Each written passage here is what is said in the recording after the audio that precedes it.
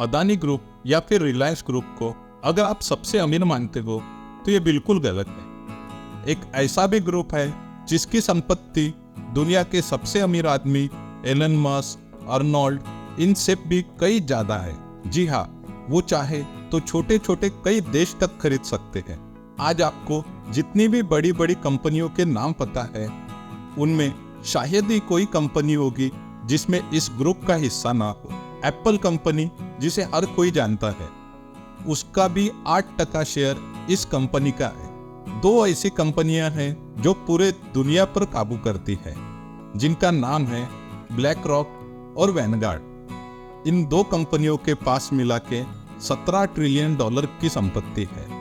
इसमें से $8 trillion Vanguard के पास है। वैनगार्ड एक ऐसी कंपनी है जिसका इन्वेस्टमेंट दुनिया के लगभग सारी कंपनियों में है। म्यूचुअल फंड कंपनी का सबसे ज्यादा हिस्सा वैनगार्ड के पास ही है। वैनगार्ड एक ऐसी कंपनी है जिसके सामने दुनिया का सबसे अमीर देश भी मदद मांगता है। कई मुश्किल समय में वैनगार्ड कंपनी ने अमेरिका को फाइनेंशियली सपोर्ट किया है। सिर्फ अमेरिका ही नहीं, बल्कि पूरी दुनिया के देशों में इस कंपनी ने अपनी इन्वेस्टमेंट कर रखी है। आज वैनगार्ड 8 ट्रिलियन से अधिक फंड को दुनिया भर में मैनेज करती है।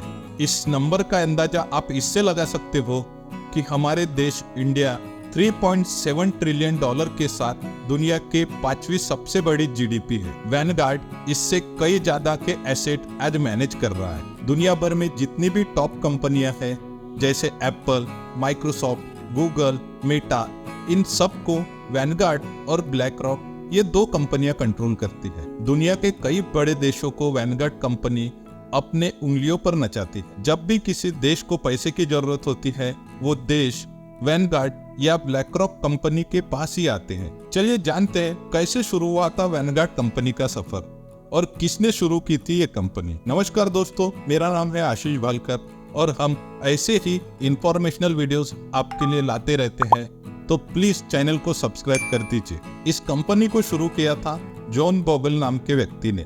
जॉन बोगल जो कि एक एवरेज फैमिली में पैदा हुए थे। उनके पिता पहले वर्ल्ड वॉर के दौरान पायलट थे। जॉन बोगल ने 1951 में वेलिंगटन मैनेजमेंट कंपनी के लिए काम करना शुरू किया। कंपनी में काम करते हुए उन्होंने कई अलग अलग पदों पर काम किया। बाद में उन्हें कंपनी का प्रेसिडेंट बनाया गया।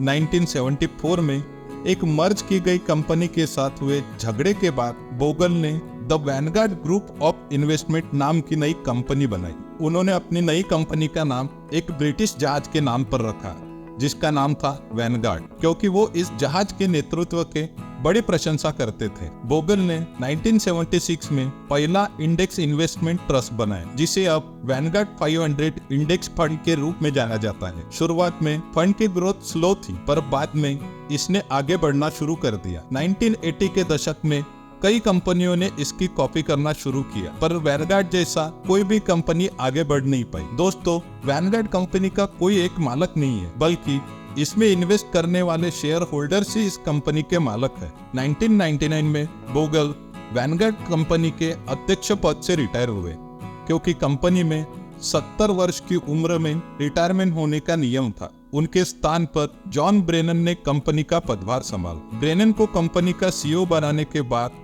बोगल कंपनी के चेयरमैन के रूप में कार्यरत रहेंगे, ये तय किया गया। ब्रेनन एक बैंकिंग फैमिली से बिलोंग करते थे। उनके पिताजी union Warren saving bank Boston में सीईओ के पद पर थे। वैनगार्ड कंपनी के सीईओ बनने के बाद ब्रेनन को कुछ बड़ा करना था, अपने पिताजी को दिखाने के लिए। ब्रेनन का यह मानना था कि कंपनी को आगे ले जाने के लिए और कंपनी को बड़ा प्रॉफिट कमाने के लिए कंपनी को सेल्स और मार्केटिंग करना चाहिए, पर बोगल इस बात से बिल्कुल सहमत नहीं थे। ब्रेनन और कंपनी के बाकी लोग बाद में बोगल के रिटायरमेंट के लिए फोर्स करने लगे, क्योंकि बोगल की विचारधारा पुरानी होने के कारण बाकी सब लोगों के साथ वो मैच नहीं हो पा रही थी। बोगल के जाने के बाद कंपनी के सीईओ ब्रेनन ने सेल्स और मार्केटिंग पर पूरा फोकस किया, जिसका परिणाम ये हुआ कि अगले कुछ सालों में ये कंपनी बहुत बड़ी हो गई। बोगल के रिटायर होने के बाद वैनगार्ड ग्रुप को आगे ले जाने के लिए ब्रेनन ने